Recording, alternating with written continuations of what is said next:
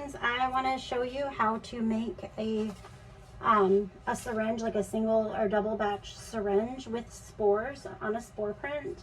If I sound like I am echoing, it's because you are in a still air box. I will show you how I have this positioned on the counter afterwards. Bear with me, I will try to talk loud, but I am talking through plastic. All right. So to start, I've got a sterilized jar of shot glass works fine. I've got my syringe cap over here on an alcohol pad. And I've got a scalpel blade, my print. Oh my goodness, I can't reach it. So I've got my print here. And I've got my syringes, my needles. So I've also got a jar here of sterilized water. This is really difficult. All right, so I've got a jar here of sterilized water. And you can do this with the lid modified, or if you're going to be really careful, you can just get your jar, fill it with water, and pressure cook it. I always do an hour. I don't need to do an hour, but I do because I just, I'm sending this stuff out. I want it to be really clean. If you don't want to modify the jar lid, you can put this in the pressure cooker and loosen the lid, loosen it a lot, like, so they call it finger tight.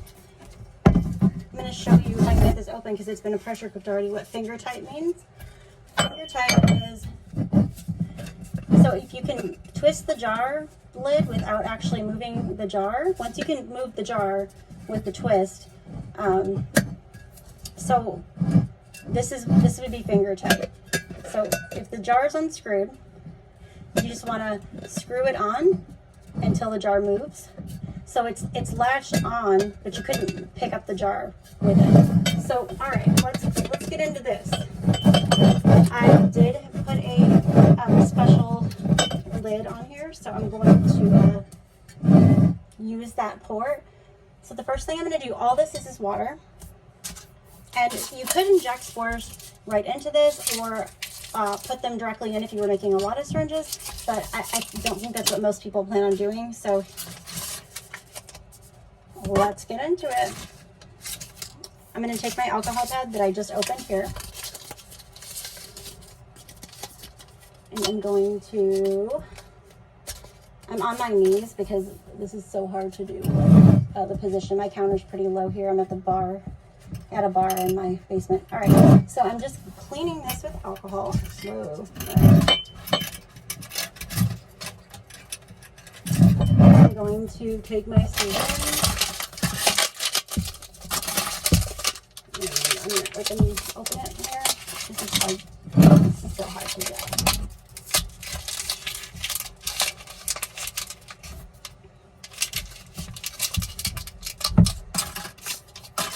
I'm going to get my needle.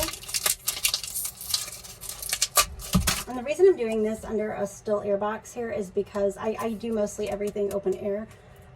But when I'm opening the spores, putting them in the jar, if that's something that's going to go to someone else, it's done like this, just this part of it.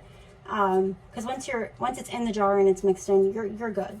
So I've got this. I've cleaned the top of I've got my needle. I've cleaned the top of my jar. I'm going to get the water out of the sterilized jar.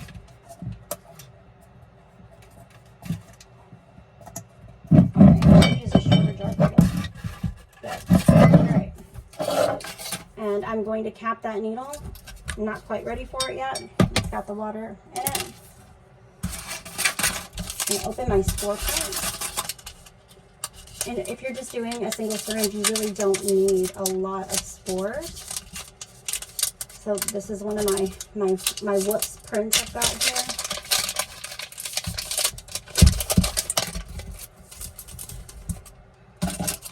Open my razor blade. Do this on camera here. So the work under the still air box isn't hard. It's having the camera under here too, and trying to reach my arms far enough that you can see it. All right, let's get this baby out. Okay. So I am just going to scrape some spores right into my jar here. That's more than plenty, to be honest. Okay. Then I'm going to take my water here in the syringe.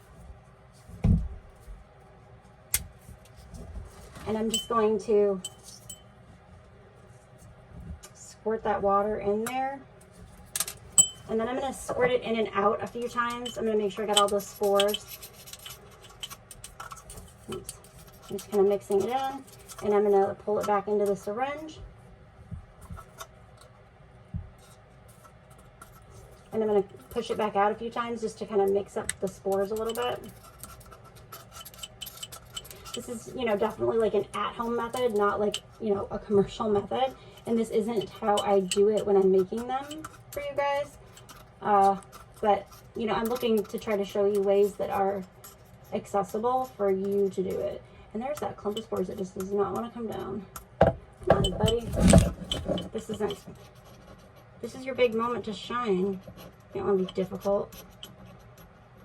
All right, so I'm just going to squirt it in. Let it out a few times here, kind of mix up those spores. Whoops. See, this is why open air is better. Unless you're using a laminar flow hood, and those are so expensive, it just, I don't know. Anyhow, so here we go. This should not have been more than 3 minutes. So I'm doing my final drawing it in here.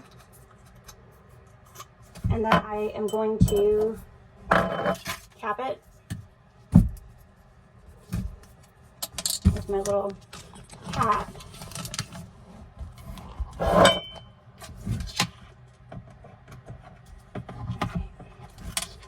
And I have got my spore syringe here.